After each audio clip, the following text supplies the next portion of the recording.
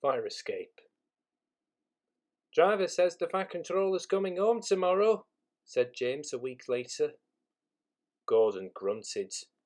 He wasn't anxious to see the Fat Controller.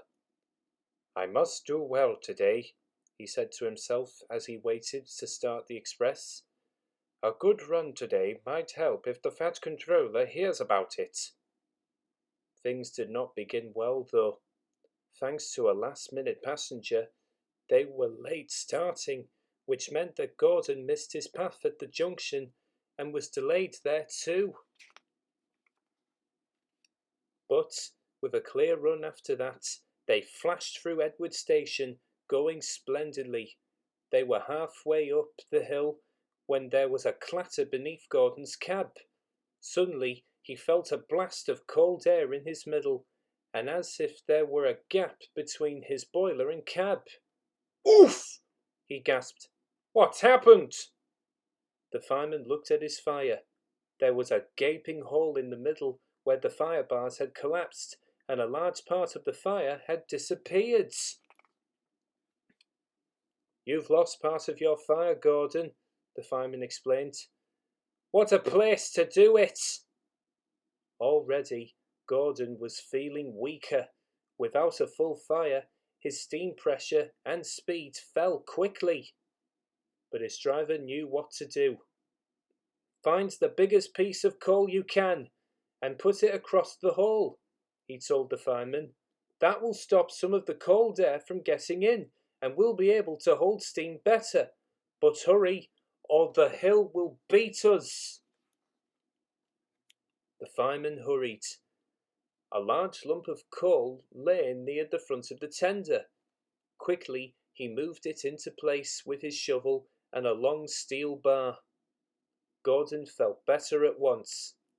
Now, build the fire gently round the edges, said the driver, and as the fireman did so, the driver adjusted Gordon's controls to make the best use of his steam. Right, Gordon, he said when the fireman had finished. Now it's up to you. Gordon tried his hardest, but it was tough going. I must do it! I must do it! He told himself as he pounded up the hill. He had stuck here once before and was determined not to fail again. Poor Gordon was getting very breathless. I will do it! I will do it! He panted, but he was careful not to pant too loudly in case he blew away what was left of his fire. He shut his eyes and struggled on. At last, Gordon felt the slope was easier to climb. Cautiously, he opened one eye. Yes, he was nearly at the top. I've done it! I've done it! He gasped triumphantly. The fireman mopped his brow. That was splendid, Gordon, he said, and now you deserve a rest. A signalman turned them into a goods loop and telephoned the works for a pilot engine to be prepared. While they waited, the passengers got out and told Gordon what a useful engine he was.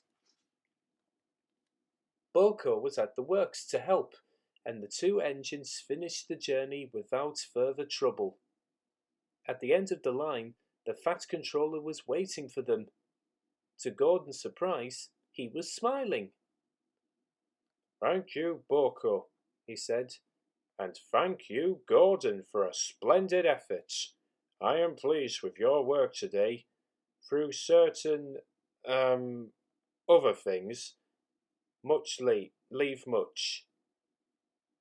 But just then a whistle blew and the Fat Controller had to hurry to his carriage. Once again, poor Gordon was left in suspense.